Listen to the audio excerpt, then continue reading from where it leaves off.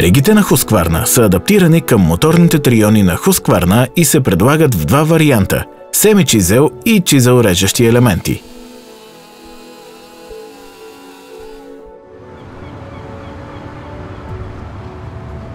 Режещият елемент тип прав зъб има остър, квадратен профил, режещ под ъгъл, оптимален за рязане на дървета без отпадъци, прах или пясък по тях.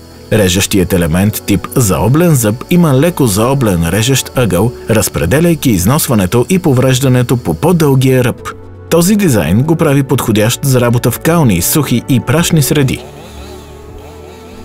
Колкото по-остър е режещият ъгъл, толкова по-ефективно режещият елемент може да реже дървесни влакна.